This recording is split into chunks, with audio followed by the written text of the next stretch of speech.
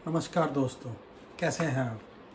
आपने मेरी पहली YouTube video gold as investment तो देखी ही होगी, जिसमें मैंने आपको बताया था कि गोल्ड में एक अच्छी इन्वेस्टमेंट कैसे की जाती है, कौन कौन से ऑप्शन होते हैं जिससे आप पैसा कमा सकते हैं।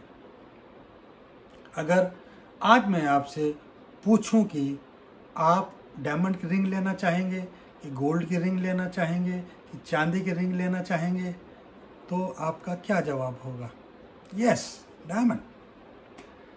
तो आज मैं आपको डायमंड के बारे में कुछ बेसिक जानकारियां दे रहा हूं जो शायद आपके बहुत काम आ सकती हैं।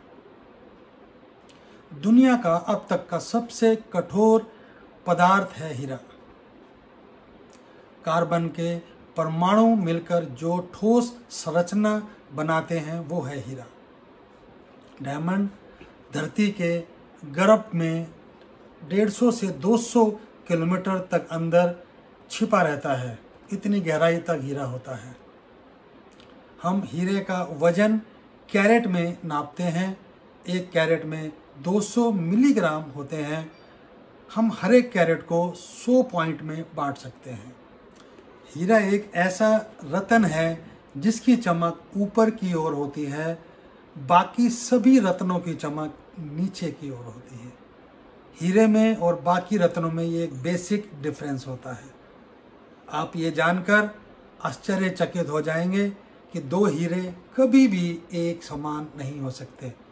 दो हीरे जिनका वजन लगभग समान होता है, उनके दामों में काफ़ी अंतर हो सकता है, क्योंकि हीरे की कीमत वजन के साथ साथ अन्य गुणों पर भी निर्भर करती है। हीरे का रेट और उसकी क्वालिटी मुख्यतः 5 गुणों से तय होती है।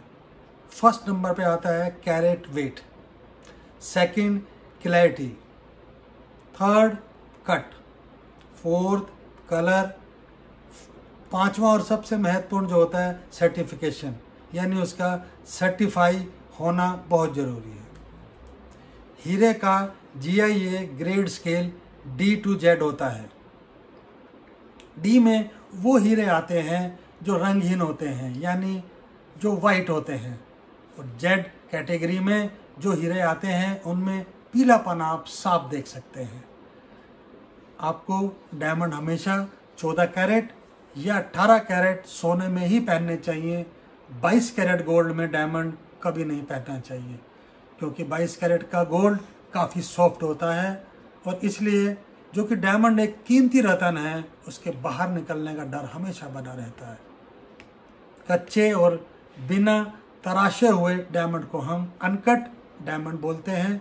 ये डायमंड बेशक बहुत सस्ते होते हैं, पर बिना पॉलिश और सही शेप के क्या आप इसे पहनना चाहेंगे? नहीं पहनना चाहेंगे। हीरे को हम 2 भागों में बांट सकते हैं। इसे हम गुण और वर्ण कहते हैं। ऐसा माना जाता है कि सफ़ेद हीरा सात्विक गुणों वाला होता है, लाल हीरे में तामसी गुण होते हैं, पीले हीरे में राजसी गुणों का, और काले हीरा शूद्र वर्ण का होता है। हीरा शुक्र ग्रह को दर्शाता है, जो कि समृद्धि और विलासिता का ग्रह है। सभी 9 ग्रह में से शुक्र ही एक ऐसा ग्रह है जो भौतिक रूप से धन, समृद्धि, वाहन और अन्य सुख सुविधाएं प्रदान करता है। हीरा पहनने के 25 दिन बाद प्रभाव दिखाना शुरू कर देता है, और 7 साल तक इसका प्रभाव बना रहता है। 7 साल बाद धीरे धीरे इसका प्रभाव कम होता रहता है। आप चाहें तो इसे बदल भी सकते हैं। हीरा बहुत धारदार होता है। इसे हमेशा अलग बॉक्स में रखना चाहिए। हीरे की ज्वेलरी को दूसरी ज्वेलरी से अलग बॉक्स में रुई में लपेट कर रखना चाहिए।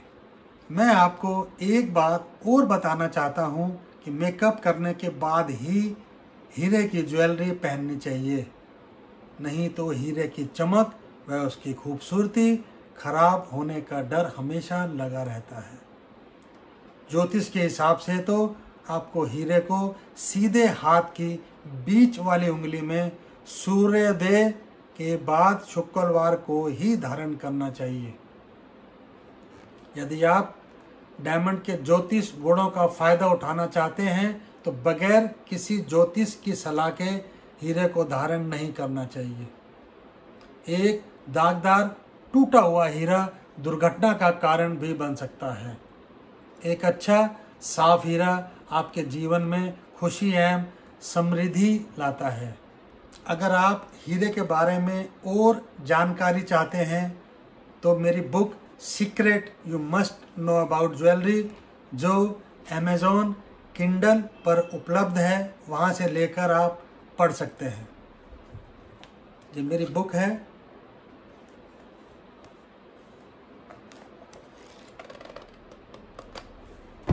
आपको ज्वेलरी से रिलेटेड कोई भी जानकारी चाहिए तो आप मुझे कॉल कर सकते हैं, व्हाट्सएप कर सकते हैं, एसएमएस कर सकते हैं। मेरी पूरी कोशिश होगी कि मैं आपके सवालों का पूरी ईमानदारी से और सही जवाब दे सकूं।